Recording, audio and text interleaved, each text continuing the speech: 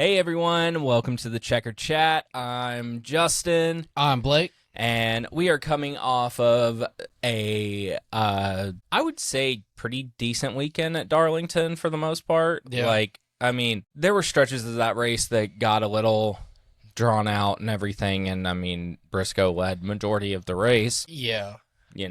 We have a visitor on the pod. If you can see her behind my seat, this is Rosie, and she just left. She'll probably be in and out right now. You called her out and she got camera shy. Yeah, she's like, no, don't put me on the camera. Yeah. Mal's currently in New York, so I am solo at the house this week. Single dad for the week. Yeah, I guess. I mean, that's one way to put it, Solo dolo for the week. Yeah. Or stay-at-home dad for the week. Stay-at-home dad. No, I'm still going to work, unfortunately. I was trying to think of a way to spin it, I guess. I don't know. Either way, I've been abandoned by my wife. No, I'm joking. It's the DoorDash bills are racking up. No, I've been going and getting my own food. But yeah, so great weekend. Portland was pretty good. Yeah, Portland was. Yeah, we're not going back there, right? That was insane. We'll get more into that. Yeah. But shout out Zilich for the bringing back the Dale merch. It hurt so good. Yeah. I just I want to say that those that like to act like I don't know ball, look at my picks for last week. Yeah. My truck pick was wrong, but your truck pick, we'll get into this too, but kind of was the only, there was a moment he was going to win. There's a moment Heim was going to win. They were really the two trucks that had a shot. Yeah, definitely the two dominant trucks for sure. I underestimated Zilich. I just didn't know how much pain he would be in and how weird it would be. Yeah. Because a road course is a lot of back, forth. So very true. That is a good point. But he's also Connor Zilich. So. Yeah, that was my thought. It's Connor Zilich, and it's him coming off of a injury. And last time he did that, he went on an absolute heater. And it hasn't stopped. No, hasn't. The dude's at how many wins now? 6? No. 7? No. 8? I think he's at 9 because they count Kligerman's win for him because he started the race. Yeah, so he's just dominated Xfinity. Yeah. Ever since he came back.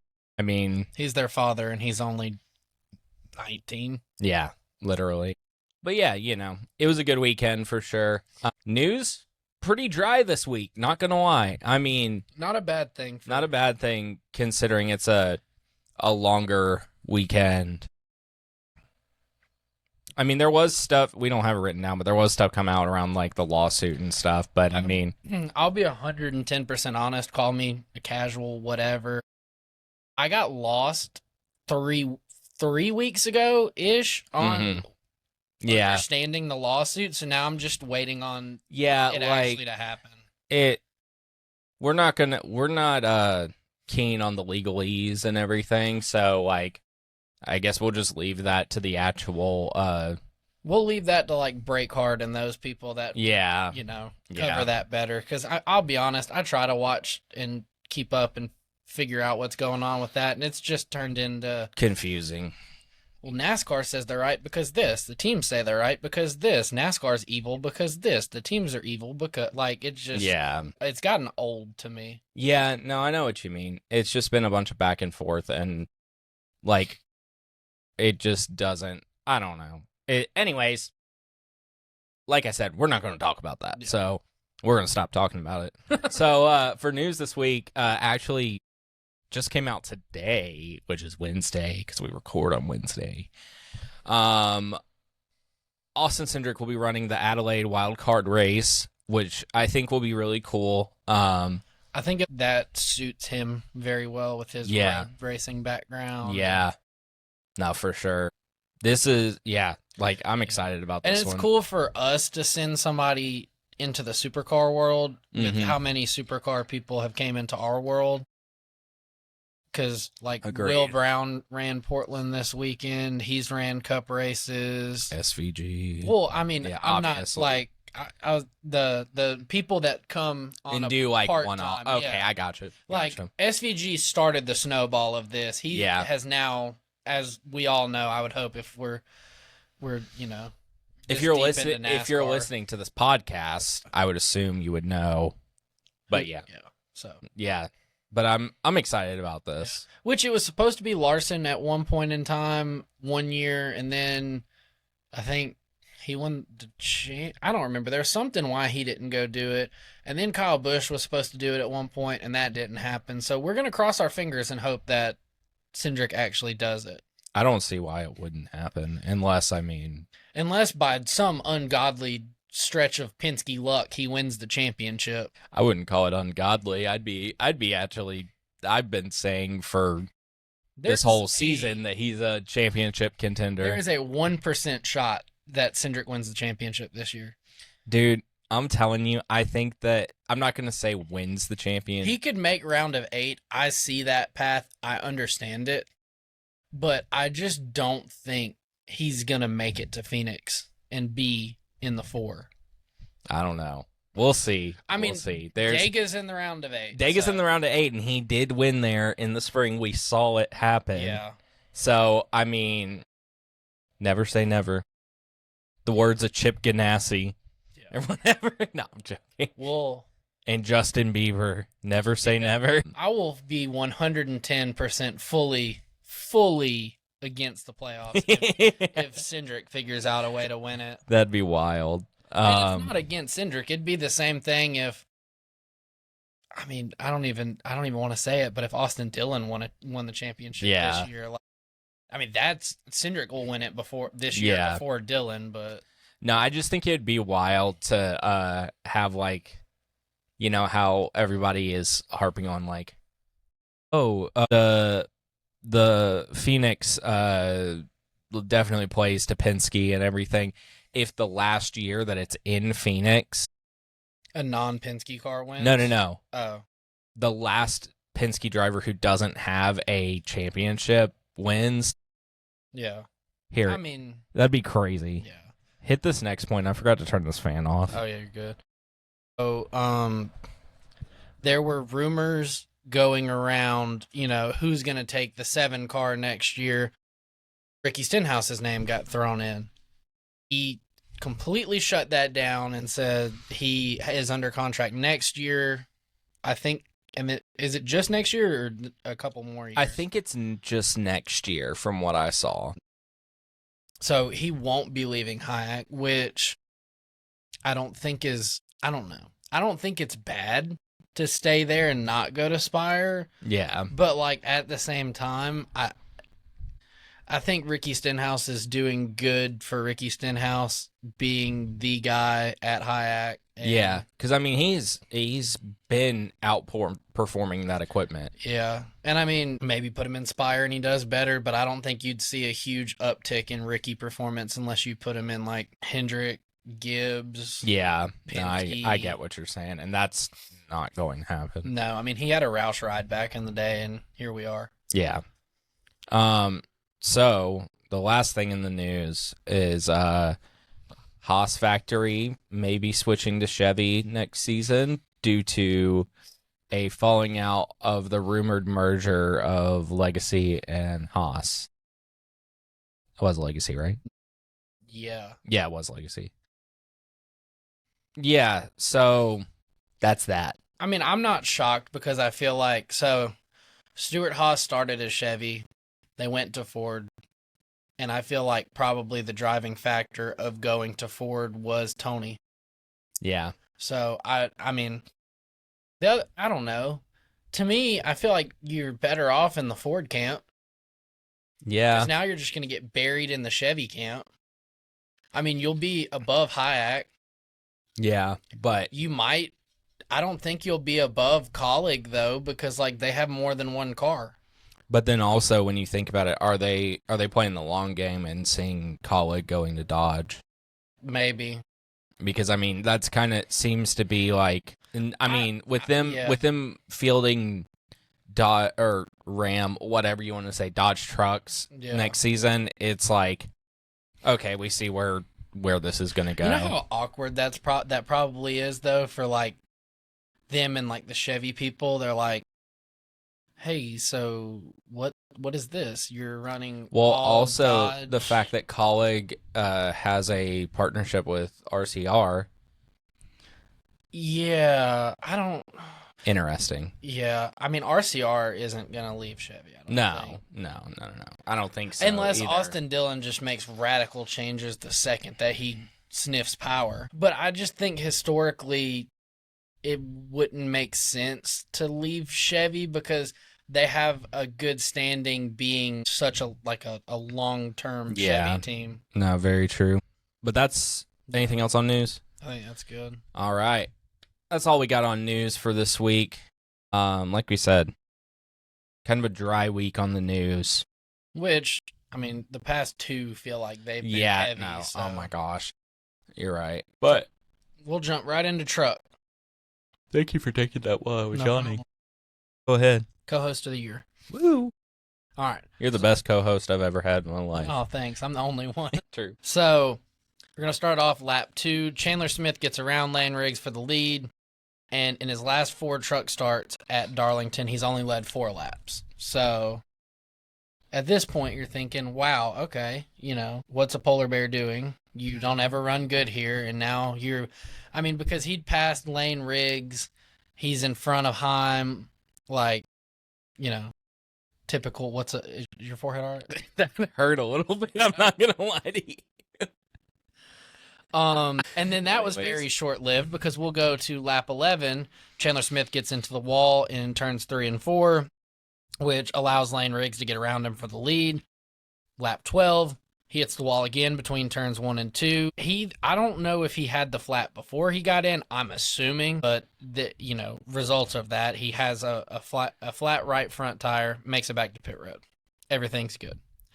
Lap 23, Caden Honeycutt pits with the flat right front tire from 6. Matt Mills and Matt Crafton also pit after they make wall contact. Yeah, so there's a lot of talk about this on the multiple podcasts this week. Talking about how the trucks are still steel body vehicles, so it's like if any part of that body makes contact with the tire, they're gonna cut a tire. Yeah. The other thing too, and we'll see this as we go on a little bit more, but there were a lot of right front flats. Yeah. So I don't know if that's they're running a different compound than normal, if the teams are taking advantage of setup more. Like, there's a lot of things that could cause that. True. All right, and then we'll go lap 29. Lane Riggs starts to struggle. Corey Heim catches up, and they're both dealing with lap traffic.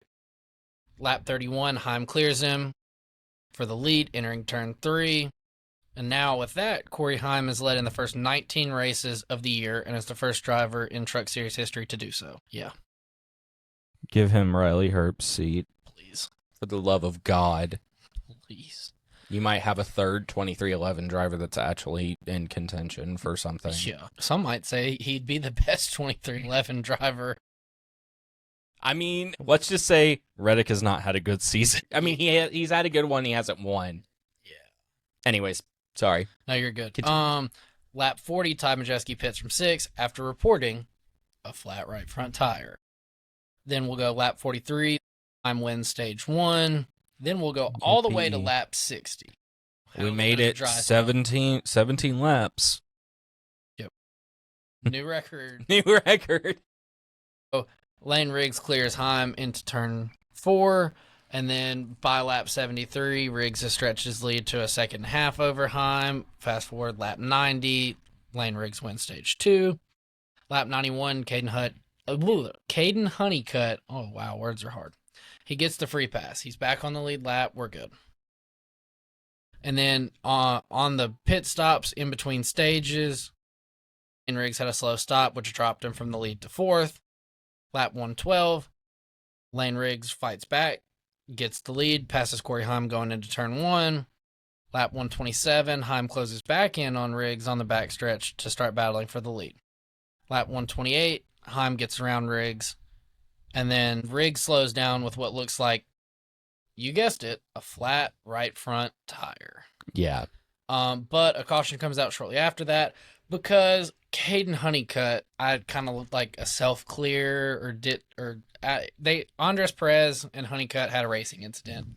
Is the best way I really know how to put it. They're battling for 14th at the time, and that spins Honeycutt out, so I don't know ball, and my pick sucked. True. Should have picked Heim. Lap 130, all the lead lap trucks pit. Heim keeps the lead. Riggs falls to the tail end of the lead lap after making repairs, so that eliminates him. Lap 134, Heim and Infinger restart on the front row, and Corey LaJoie is penalized for a restart violation. Kind of forget he's doing these. Oh, yeah. That's true. And then 146, Giovanni Ruggiero pits from 5th with another flat right front tire. This was the flat right front tire 200. Yeah. The sober or slammer 200. If you oh, my God. I mean, what a NASCAR sponsorship, right? That's funny. Which, that really sucked for Giovanni because, I mean, he was like the best non-playoff truck in the field all day. He was hanging around top 5, top 8. Yeah, like shaping up for a pretty good day. Yeah, I mean, good day. And then one lap before the race is over, you get a flat right front running in 5th. So Corey Heim wins, and that should shock absolutely no one. If he doesn't win the championship, it's just a crime at this point. Yeah. And then we'll give you the top 10. Daniel Hemrick comes home 2nd.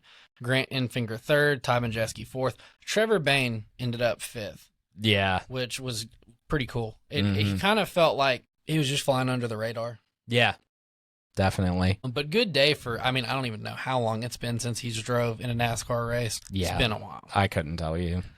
Tanner Gray 6th, Tyler Ankrum 7th, Timmy Hill getting 8th. Always good to see a Timmy Hill top 10. I mean, he fields his own vehicles usually when he runs. So Corey Day 9th, so I think he's kind of starting to shape up a little bit on ovals in, big time NASCAR competition. And Jake Garcia rounds out the top 10. Sweet. So now we go from the Corey Heim series to the Connor Zilich series. Yeah, in Portland. Yeah. Which not at Darlington. We will not be back at Portland next year, and I don't necessarily think that's a bad thing. No, I don't think so either. Because the other thing, too, is like, I like that the Xfinity Series sometimes, like, hey, we get you guys over here, but, like, we're going to go do our own thing. But when they do that, there's non-competitive pit stops because pretty much every team or every pit crew for those teams is a cup pit crew. Yeah. So if they're not all at the same track, you have like the truck driver and the crew chief just slapping on bicycle helmets, and they have 3 minutes to do a non-competitive pit stop. Yeah. That's the only thing about those. Which, if your Connor Zilich is good, because that allows you to lead like 98% of this race. Yeah. So, but we'll get into it. So lap 1, Zilich and Allgaier start on the front row. So, our picks look good at the beginning. Now, Zilich has led in all 7 of his Xfinity road course starts. Not shocking. No, not at all. By lap 9, he has a 5.2 second lead over Allgaier. So, just here comes the old school ass whooping. Yep. And then Garrett Smithley spins off turn 12 from 33rd, but can continue. So good for the Lizard Man. Your favorite Xfinity driver. Lizard. I don't have my button ready this week. I forgot. The button got banned because I did it so much that one time. Blake said no more. Yeah. So we go to lap 10. Nick Sanchez had to start in the rear for unimproved adjustment, but he's made it all the way up to 18th. So making, good work of the back half of the field. Lap 12, Sawalich goes wide in turn 11, falls from 4th to 8th, which doesn't sound like much, but with how strung out the cars are by lap 12 on a road course, that's a pretty decent, pretty decent loss of position. Lap 13, Dean Thompson loses power and slows from 17th. He falls all the way back to 35th, but then gets power back and makes it to pit road, does battery change. And that's only the beginning of a horrible day for Dean Thompson. This next one. By leading 18 laps early in this race, Zilich. Oh, whoops! We aren't that far. My bad. I was lost. Continue. Oh no, you're good. But so Zilich has led 18 laps early in this race, which puts him ahead of Ron Fellows and Kyle Busch for 5th all-time in road course laps led for Xfinity. And this man has run not even a full season yet. And he ran the one road course race last year where he won the pole and the race on his debut. So, yeah, if you're going to a road course in the Xfinity Series and Zilich is on the entry list, don't even show up. Lap 21, Austin Hill gets around Allgaier for second, but they're 13.8 seconds back from Zilich. Cool, you got second. I mean, it's similar. It's very similar to SVG on road courses in the Cup Series. It's like, okay, SVG is going to win, but if you get second, you basically win the race too. And then we'll continue with Dean Thompson's bad luck. He spins in turn 12 from 37th, but is able to continue with no caution. This is the one that I was. Yeah. So on lap 25, Matt DiBenedetto comes to a stop near turn 8 from around 22nd because his feet were literally on fire in the car. I mean, cue the picture of him sitting outside of the car. All the memes. Yeah, all of us being like, what is he doing? I think my favorite meme I've seen to come out of that was they were like, bro was so far back, he just pulled over and decided to have a picnic. That's literally what it looked like. He said, like, I got a sandwich. And yeah, I'm like, what is he? He's sitting crisscross applesauce in the grass next to his car. And then it ends the stage, so Zilich wins stage 1. But then, we come to find out his feet were on fire. Yeah. He shows the camera, like, the melted, like, what are they? Like, the shoe guards, like, what's on the back. Mm-hmm. Fast forward a little later on in the race, they're doing, like, either going to commercial or coming back from commercial, like, the little cut scene, and he's back out on track. Yeah. I was like, what? All right. Interesting. Okay. Lap 32, Harrison Burton spins in turn 1 after contact with Will Brown, and he falls from 20th to 32nd, so not a good day for him, who is trying to point his way into the playoffs still. And he's battling none other than his cousin.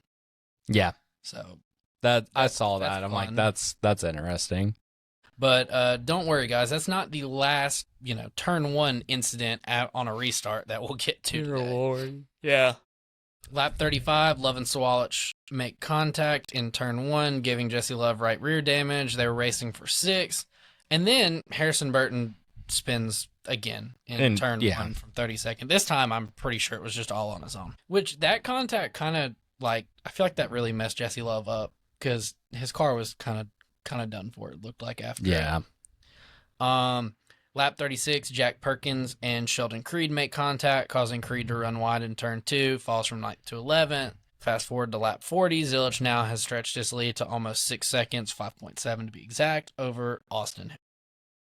Oh, and here we go. Lap 42, Dean Thompson spins again. This time it's in turn 11, and he's able to continue again. And then William Sawalich and Carson Quatfull are, they're battling around 5th. Sawalich is able to get around him in turn 10. Lap 43, Thomas Annunziata spins from 19th in turn 12 and lights a patch of grass on fire. But there was no caution. Yeah. There was like a whole fire going on. I didn't realize that that's what caused it. Yeah, I think it was. I just looked up all of a sudden watching it because I was over at my parents' house watching it, so it was kind of like in and out of actually watching it. I just looked over and all of a sudden there was just a fire. I'm like, I think it was like he spun, and you know how like you let out of the gas in the Cup cars and even Xfinity and it'll like shoot the flame out. I think the flame just lit the dead grass. Crazy. Yeah. So interesting, it also didn't require a caution. Yeah, no, like there was literally a small wildfire going on the track. Smokey the Bear is peeking out from the trees. He's like, "Hey guys, what are we doing here? Only you can prevent it. Why are you starting it? Have you learned nothing?" Hit Smokey the Bear in the corner like, sorry to all our headphone users. Yeah, sorry. I think that I found that the stuff like that isn't actually that loud. It's just loud for us. Yeah. Oh, okay. Either way, if it is loud, sorry. If not, if it is loud, comment. Please stop, Justin. Yeah. You're hurting our ears. Yeah. Anyways, lap 44, Daniel Dye gets a pass-through penalty for missing turn 1 and not going correctly through the maze thing. I don't know what to call it. But Yeah. we'll touch on the maze thing again later. Don't you worry. Yeah. And then lap 47, Joey Hand goes off course in turn 11 from 29th. That's the one thing I do like about road courses, especially Xfinity Series road course racing, is you can have people that are just not in the mix at all, have a issue, a mistake. You don't have to stop the race. Yeah. That is nice. And then lap 50, Connor Zilich wins stage 2. Yippee! This is the 6th time in 2025 a driver has swept both of the stages in the Xfinity Series. Only 3 out of the 5 so far have went on to win, and the most recent being Allgaier at Nashville in May. Lap 53, during the non-competitive pit stops, Jesse Love is penalized for working on the car over the time allowed. Which, I mean, makes sense for the damage he had. I feel like kind of just take that and go. Yeah. Lap 62, Zilich is pulled out to a 4 1/4 second lead over Austin Hill. Same thing. Yeah. Rack them up, get through the restart clean, and goodbye. Lap 63, Sheldon Creed spins in turn 11 from 12th. Lap 65, we got our first caution of the day. It's for Anthony Alfredo spinning from 17th, and then Thomas Annunziata spinning in turn 4 from 26th. And I think Annunziata, got stuck or something. Yeah. They had to throw it out. And then lap 69 on the restart, Zilich leads with Austin Hill also on the front row. Austin Hill gets a really good jump, clears him for the lead down the front stretch. Zilich, I think his brain stopped computing. Yeah. But you're never making that turn. You braked 4 car lengths later than everybody else on the part of the track that doesn't have rubber on it, that nobody's ran all day. Not the smartest move. Yeah. So with that, he overshoots turn 1 and hits Zilich, who also misses the turn. Then Allgaier spins from 4th. Zilich somehow recovers and gets back to 2nd, but his rear quarter panel is toast, and he's just absolutely like vape god smoking out the track. Sam Mayer, Christian Eckes, Brandon Jones, Taylor Gray also spin after contact, but are able to continue. Then we'll go lap 72. Quaffle passes Zilich for 3rd in turn 3, and Zilich is closing in on Austin Hill, which I, in the perfect world, would have loved to see it just naturally stay green the rest of the race. He catch right back up to Hill, pass him, because even with just screwed up race car, he still would have passed him. Still would have easily cleared him and ran off with like an 8-second win. Yeah. But we didn't get that because Jack Perkins got stuck in turn 12 after going off course. So lap 77, we get an overtime restart. Austin Hill leads with Connor Zilich on the outside of the front row, and I genuinely thought Austin Hill was just going to put Connor Zilich into the wall. Honestly, would anyone be shocked? Surprised? No, not at all. At least he didn't just captain hook him straight into the wall. True. Very true.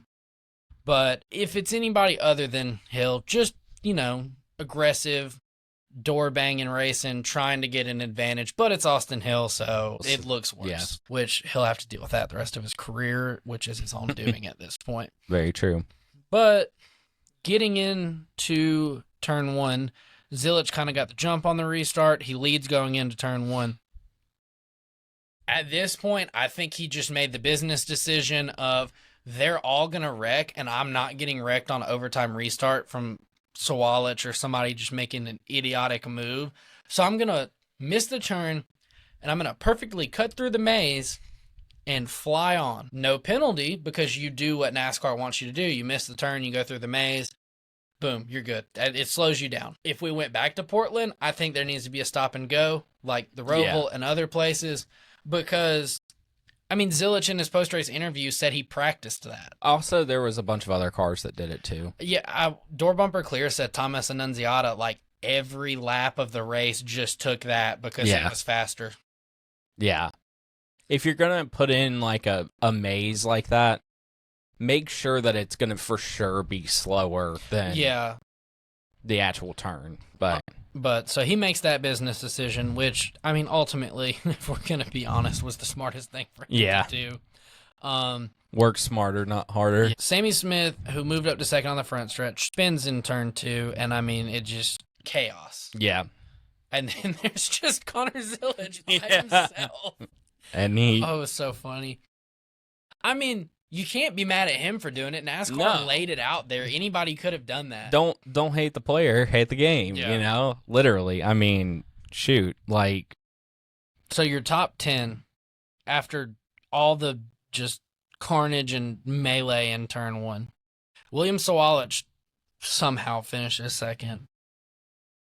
Nick Sanchez gets third, Christian Eckes fourth, Austin Hill fifth, Quapfel sixth, who, interestingly enough, before I remembered that they weren't going to be at Darlington, I'd picked Quapfel, and I was like, well, he's not going to win on a road course. Finishes sixth. Yeah, so honestly better than my other pick. Yeah.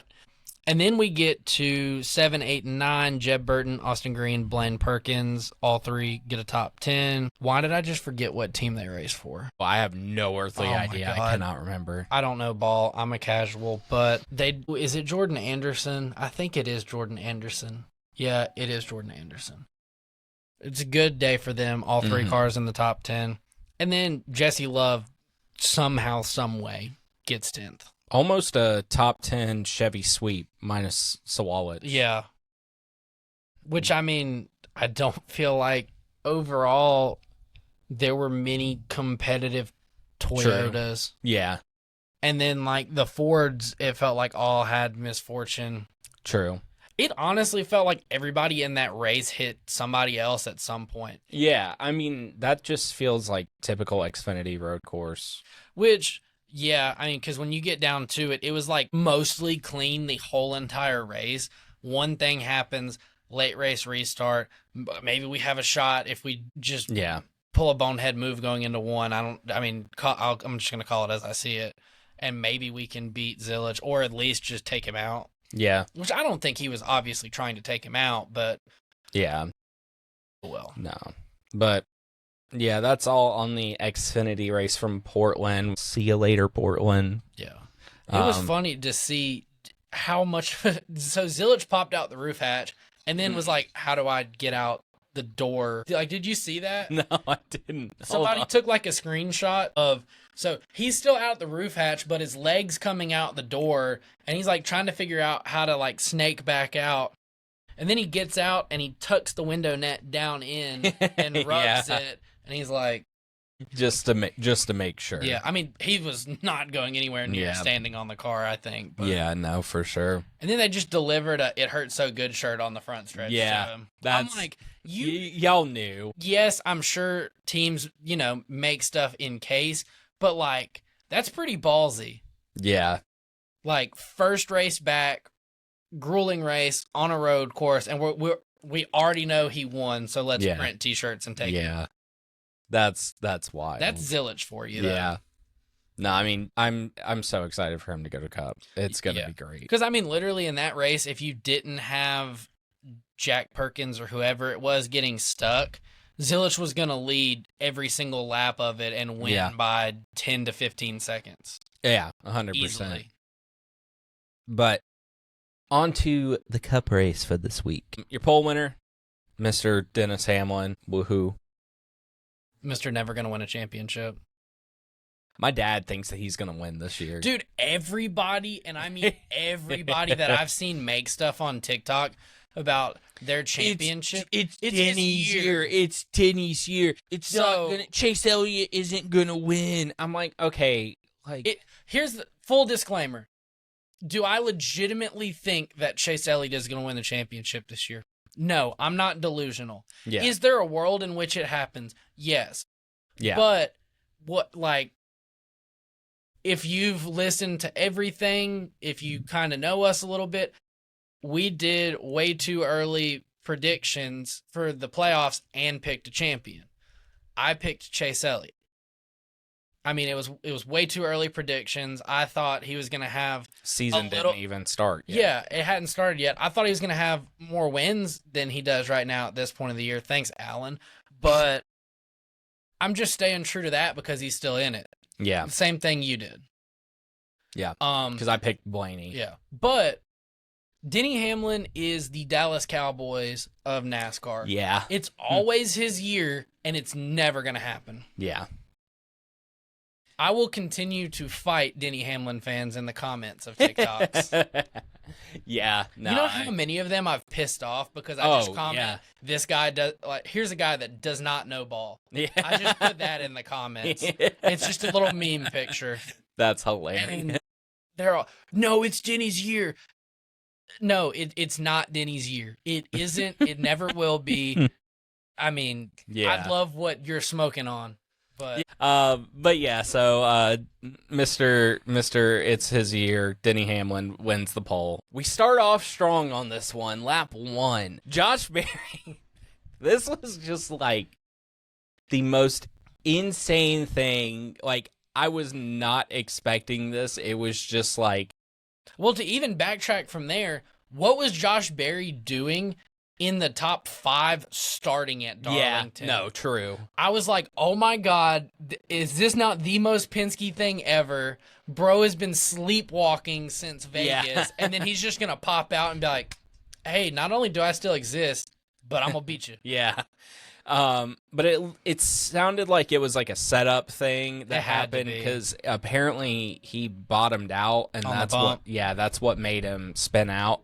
Which a lot of cars bottomed out, and you saw that going into the night. But I think they just maxed, lowered the car, and it's gonna upset the car when you bottom it out. You see that all throughout Darlington when they hit the bump going out of 2. Mm-hmm. But if it's too low, it's just going to yank the wheel out of your hand and shoot it sideways. 100%.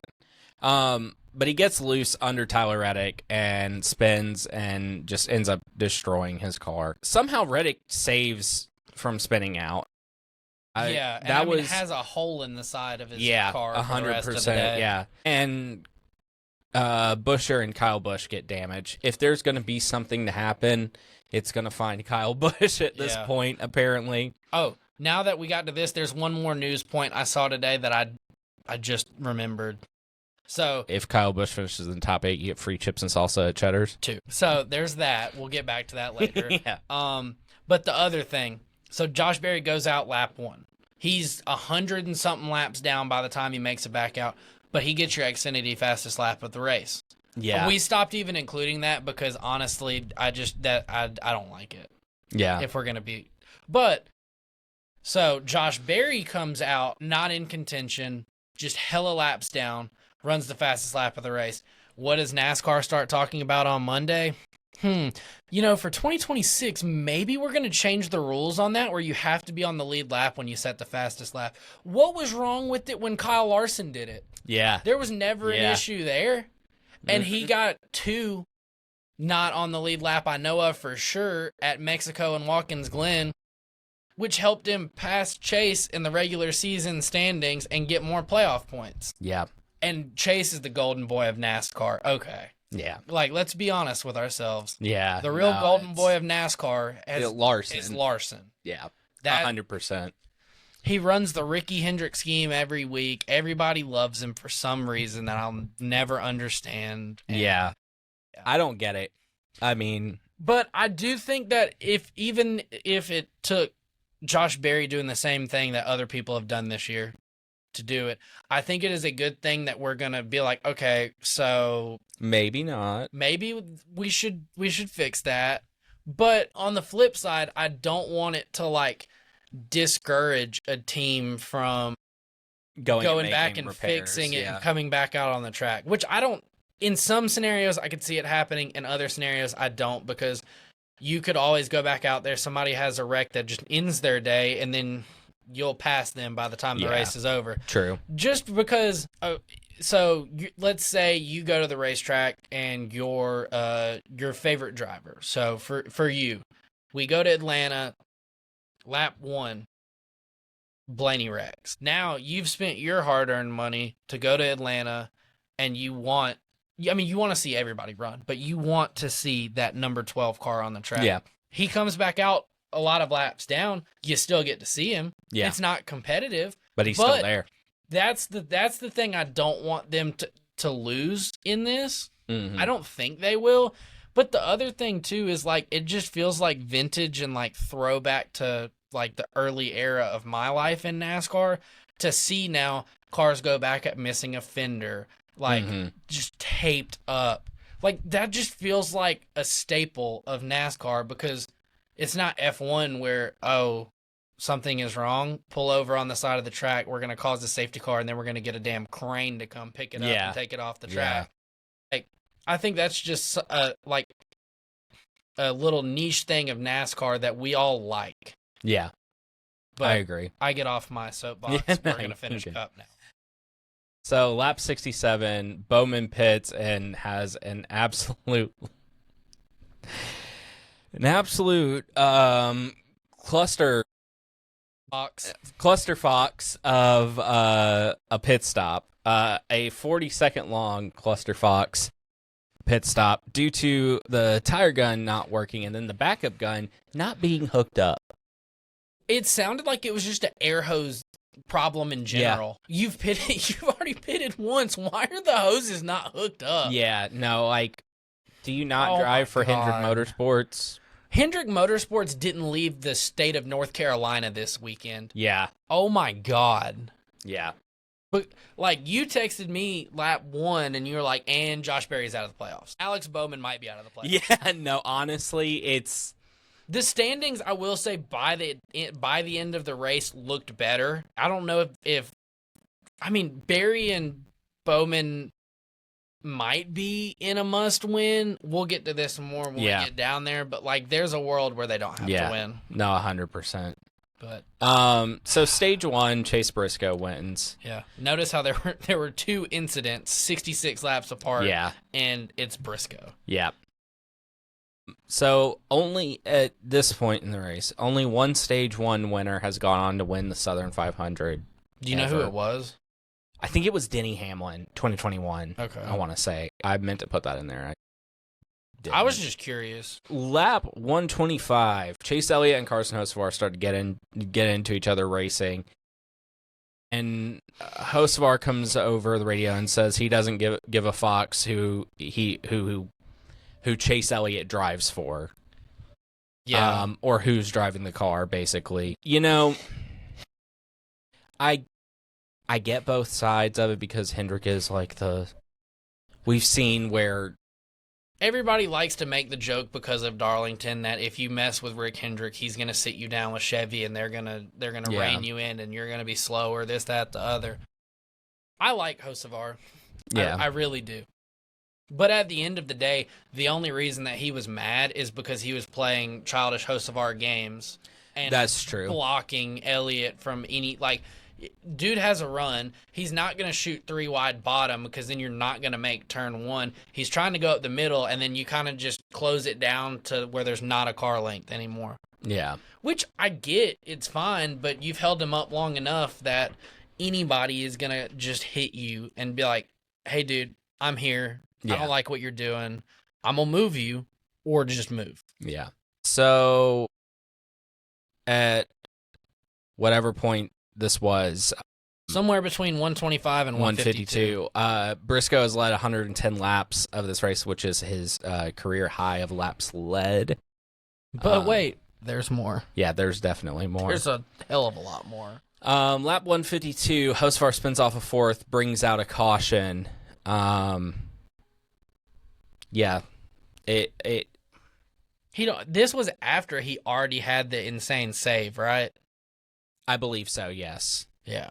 Lightning doesn't strike twice, folks. No, but also, I'd like to go back to the Chase and Hocevar thing. That was literally the highlight of the day. That was the only time you knew Chase Elliott was a human being that existed and drove a NASCAR. Very true. Like, Hocevar, honestly, probably, he was outrunning all of Hendrick, so, like, yeah.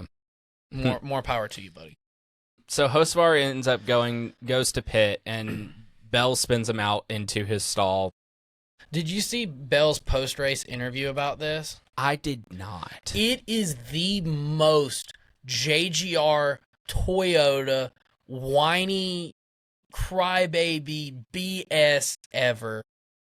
What was it that he said? He was like, the only reason that he was that way, he had caused that issue is because he was trying to catch back up on the track and he pitted. And he was so far behind everybody else that he got in my way.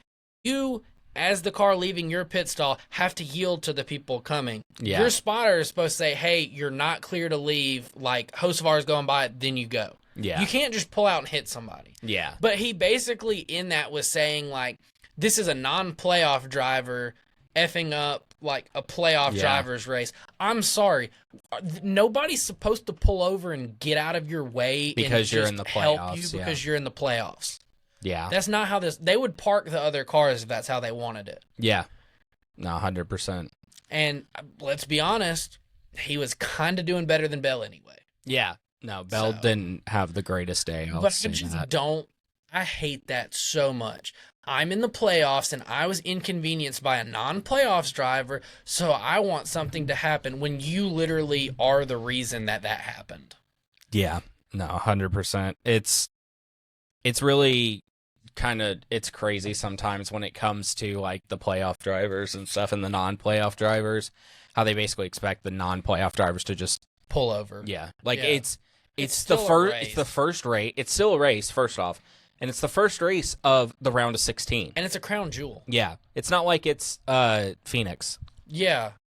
Phoenix, I understand a little bit. Yeah. Which also is kind of why most years you see, at least by the time it's all said and done, the championship 4 or 1 through 4, if they're all running and have good cars still. Yeah. Because you don't want to be the one that has an issue, gets loose underneath, let's say, Ryan Blaney leading, and then you wipe him out and he doesn't win the championship because of you. Yeah, that's true. So lap 203, Cody Ware gets spun by Ryan Preece, brings out a caution. You go from one end of the spectrum at Daytona to back to reality. 209, Blaney spins on the restart, brings out another caution. And that was it for him. That car was never the same. No, it wasn't. Which he kind of... He did. I think he nosed in at the wrong angle, which, I mean, it's not like in that moment you're like, oh, let me just steer back and hit it straight. But, like, I think he just hit the corner and it killed it. So stage 2 goes to none other than Mr. Briscoe. So lap 313, we have Derek Krause's car catching on fire, which brings out a caution. Fireball. Yeah, complete catches on fire. I was surprised he didn't stop sooner. Yeah. Honestly, I guess he didn't know. And so I guess it wasn't one of the ones where you see it coming out the dash and feel it. You were like, okay, like, I'm on fire. I'm going to go back to pit road. I'm going to... No, he was on fire. Like, that car was, So somewhere after lap 313, I really should have put the lap numbers on some of these. Chase Briscoe has now led 300 laps. He's the first driver since Bobby Allison in 1971 to lead 300 laps in a Southern 500. So crazy. That long ago, yeah. 50 plus years ago, 54 years ago. Crazy. So basically in the last few laps, it looks like Tyler Reddick might be able to pass him, starts to close in, but he is not able to pull it off. Thanks, Next Gen. Yeah, thank you. Which, honestly, thanks, Next Gen. Yeah, because, no, 100%. Like, I mean, I get if you're not the best car at the end, you don't deserve to win, yada, yada, yada, whatever. But, like, that was Briscoe's race. Yeah, no, 100%. Like, I mean, Briscoe wins the race. No, yeah, that was the thing. It was crazy. Like, I'm really glad to see Briscoe winning. I am starting to become a Chase Briscoe fan. I mean, that just felt like vintage. You're watching Martin Truex Jr. absolutely whoop the whole entire field in the 19 car. Yeah. Which I think we're going to see more of, the more comfortable and the more used to the team and everything Briscoe and everybody around him gets. Yeah. I think they are definitely a sleeper championship 4 contender. Yeah. No, I mean, seriously, at this point, he's already punched his ticket to the round of 12. Yeah. I mean, I wouldn't be surprised if he's the only JGR car to make the round of 4. Yeah. I could see it. I mean, seriously. Because, like, he was on another zip code. Like, when we go through the top 10, there's one other JGR car in the top 10. Yeah. So your top 10 was Chase Briscoe winning the race, Tyler Reddick, Eric Jones and then John Hunter Nemechek. Which, company day for Legacy. That was wild.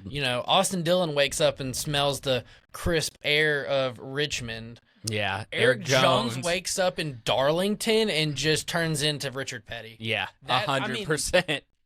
Like 2 of his 3 or 4 career wins ever were Southern 500s. Yeah.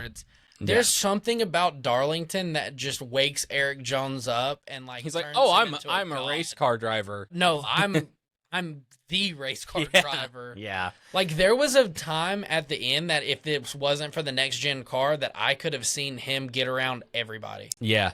100%. He was running faster laps until he caught up to Reddick. Then you had AJ Allmendinger. What's a polar bear? What's a polar bear doing in Arlington, Texas? Bubba Wallace, Denny Hamlin, the only other JGR car in the top 10, other than Briscoe. Kyle Busch, hope you guys enjoyed your free chips and salsa from Cheddar's. Chips and queso. I thought it was chips and salsa. I thought it was chips and queso. Okay, whatever. We'll your free chips and dip of your choice, whatever it is. I don't know. It was so funny, though, because they announced that, and, like, I agreed with 90% of the social media sphere of, Kyle Busch, top 8. Yeah, we're never getting anything for week 1. Incident on lap 1. Still. Then you had Carson Hocevar. Also, Carson Hocevar early in the race said that this is like the biggest piece of shit car that he's drove. I can't drive it. This is the worst thing ever. This is undrivable. And then finishes 9th. I legitimately just think that's your raw emotion of a very young driver who is probably being held back by his equipment. Yeah. I'm not going to say probably. He is being held back by his equipment. I agree. No, he does not need the 48, all you idiots. But something better. And then rounding it out, Chris Buescher, the only Ford in the top 10. Chastain showed some glimpses. Really, I think when it turned night, that car just died. That's what it looked like. Yeah. For a minute, it looked like potentially I knew ball. Potentially. Yeah. I will say, when you picked Briscoe, I was like, that's a really good pick. I could see it happening. I never saw it in a leading 310 or 20 of the... No, I didn't expect that, but I was like, he's gonna win. Yeah. I mean, it made sense, and honestly, like, way too early. I'm just going off one race, whatever, but like, that's the kind of performance that, like, when it turns the playoffs and then you whip that out. Yeah. Like, okay, you've put everybody on notice, and we're all familiar with your game and are not surprised. Yeah. I mean, because he's slowly, like, kind of getting to be the best JGR driver this year. Yeah, no, seriously. Like, I mean, granted, he has 2 wins now. Denny has what, 3 or 4? 4. 4. So, I mean, he's not there on wins yet, but like consistency, good Lord. Like, yeah. I mean, I kept referring to him as Mr. Saturday, but now he's actually like delivering. Well, and then did you watch any of which I've watched clips of it, but where he was on with Dale Jr. and they were talking about like...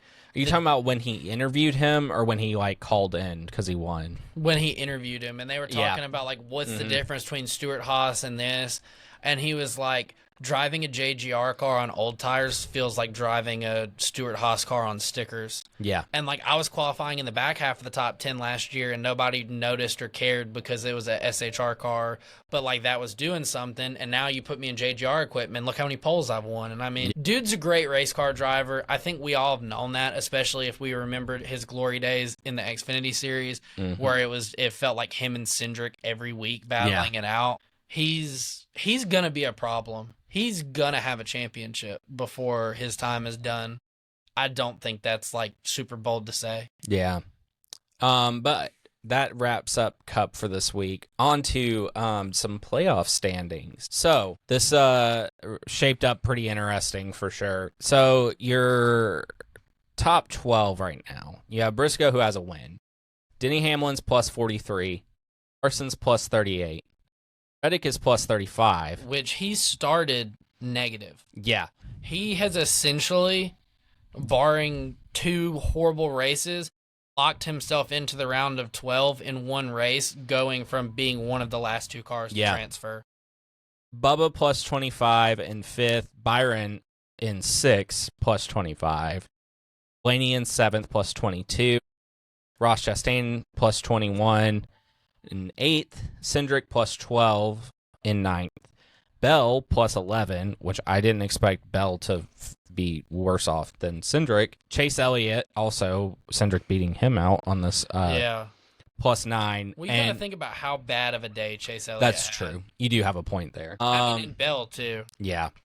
And then SVG plus 3. There went that lead. Yeah. I'm not saying that I called it, but I mean, dude went from a very comfortable cushion where you almost feel like if you just show up and run halfway decent that you're going to skate through the round of 16 to being 3 points over the cut line in one race. He's not making the round of 12. I mean, going for, I don't forget how many points he was up before. It was something race. Crazy. But like he's to 3. Yeah. And then under your cut line, you have Joey Logano at -3. Let's go. Austin Dillon at -8. Not shocking. Alex Bowman at -19. He's my Shayla. my Shayla. Josh Berry at -19. I did not have Bowman and Berry tied for the worst driver in the playoffs. But let's be honest, throughout this whole playoff field, once you drop to 3rd, everybody is within a 10-point difference. 10 points is the most. Yeah. I mean, basically, this is how you have to look at it if you're in the bottom 3. Logano has a pretty decent shot of making it out of the round, I feel like, because SVG, I don't think that 3 points is going to do anything for him. Yeah. Unless he just has good races and other people have issues. But, like, you look down at, I mean, Dylan could mathematically still get out of this round. I don't think it'll happen. But crazier things have happened. One of the last wins for Kyle Busch was Gateway. True. Worldwide Technology, whatever it's called now. Yeah. Bowman and Barry are preying on really good days, and a SVG, Elliott, Bell, or Cindric complete meltdown. Yeah. Wreck out early, like DNF. Something. But yeah, on to, as we were talking about, Worldwide Technology, Gateway, whatever you want to call it. Every week we talk about paint schemes. Sweet-looking cars. Sweet-looking cars. This week there was like probably about 4 or 5 that I was like, these are cool. And the rest of them was kind of like, eh. Yeah. You know? And then there were some that I was like, oh, no. Yeah. Oh, Blake, what you got on your favorite? I noticed you have 2 on here. Yeah. Did you pick one, or are you? Daniel Suarez is like waffle choice privileges. That's also my favorite for this week. That car looks freaking cool. Yeah. So I had 2. I was going between Austin Dillon and Daniel Suarez. I know Dow's logo's red. I get it, but like that killed the scheme for me. That it's that bright red with all the vibrant like day glow colors on it. Really good car. That's the only thing that held it back. But who hates waffles and syrup? Yeah, no, that car looks cool. That's awesome. Yeah. Did not have that on the bingo card for this year, that we were getting a waffle car. No, not at all. We got the Pudgy Penguin car last week, and then this week we have the waffle car. So what you got on your least? Christopher Bell. The DeWalt scheme's fine as is. It's not as good as it used to be, but this one has like wood that looks like shipping container like crate. Every time that they're like, let's take the pretty decent DeWalt scheme that does the job and let's add extra stuff to it, they ruin it even more. Yeah. No, I agree. Not as bad as the Ream scheme. Yeah, not as bad. My least favorite this week is Ty Gibbs, the Sirius XM car. It's boring, you know? Like, the blue looks okay, but, like, it's just a boring car. I don't hate it. Eh. I don't love it by any stretch of the imagination. Yeah. They just need to hire, like, a better graphic designer. That also. But, yeah, so that's all we got on paint schemes for this week. On to our past next-gen winners at this track. 2022, you had Joey Logano. 2023, Kyle Busch's last win that he's had. I'm pretty sure. I think it was his last win because I think I saw a post about it today. And then, yeah, because that year it was Auto Club, Talladega, Worldwide. Yeah. Yeah, okay. And then 2024, you had Austin Cindric win after Blaney runs out of gas on the last lap. Yeah. That was wild. Blaney just yeet, I'm a head on out. Yeah, he's like, the race is over. No, it's not. Pulls a Mark Martin in the Xfinity Series at Bristol. Yeah. If you know, you know. So, on to picks for this week. Blake, who you got on Xfinity? I'm going to go with Brandon Jones. I just, for some reason, have a feeling that, like, this style track suits him. He won at Darlington earlier this year. Do I think that they're similar in any way, shape, or form? Not really. But yeah. This is the first time in 10 or 14, somewhere in that range of years that the Xfinity, it's like since last time the Xfinity was there. Okay. Nobody in this field other than maybe Allgaier have ran there or ran there in an Xfinity car. True. I think it's kind of wide open. Will not be surprised if somehow, some way, Zilich just keeps the heater going. Yeah, true. But for some reason, this just feels like a Brandon Jones race to me. Xfinity, I have nothing to go off of on this. I just picked this one because I wanted to. The bulldozer. Sammy Smith, I don't know. It'll probably come back to bite me in the ass, but I definitely will. You know. Anyways, we both have the same one for Cup, so we're going to say it on 3. 1, 2, 3. Ryan Blaney. Yes, RFB, my mom's least favorite driver, which is my most favorite driver. It's all based off of the Netflix doc. She does not like RFB, that whole deal and everything, and that's why she doesn't like Ryan Blaney. And I'm like, I don't know. Her favorite driver is Ross Chastain, so okay, respect, but also like, why do you not like Blaney? But I don't know. Yeah, so that's who we have to win this week for also, Cup. I saw the paint scheme, and I was like, okay, this is one in the playoffs at least twice, I feel like. Yeah, that Pennzoil 12 looks a lot better being like on. the Pennzoil Menards 12. Yeah, that looks a lot better than Joey Logano's Pennzoil. I'll just throw that out there. I also just feel like this has the feeling of, okay, Blaney is going to show us that he's back. He's a contender. I don't think it's going to be like to the extent of what Briscoe just did. Yeah. I could see it. Yeah. I don't know. Yeah. For some reason, this feels like a Penske race. Yeah. No, I agree. Watch Cindric win this. That would be wild. I mean, if Cindric... I mean, it's happened. Yeah. We just talked about it. Yeah. He's the most recent winner. Now, everybody, it's a Mickey Mouse win. He only won because, yes, he was still in second, though. But he was the only one that felt like he was in the same zip code as Blaney, and he was close enough that when he ran out of gas, he capitalized on it and made it back around. I mean, he ran second, but a very close second all day. Yeah. So, anything else for this week? That's it. Perfect. Well, I'm Justin. I'm still Blake. And I'm still Justin. And this is still the Checkered Chat. In case you forgot. Thank you guys for listening. You guys can follow us on Instagram, TikTok, Twitter, YouTube. The podcast is on YouTube. Blake is mocking me. Spotify, Apple Podcast, Amazon Music, and you can't forget about it. Don't forget it. Don't forget it. Don't forget my Lime and my Miller Lite. Don't forget to listen on Audible. It's Audible. Like, subscribe, all that good stuff. We will see you guys next week. Bye.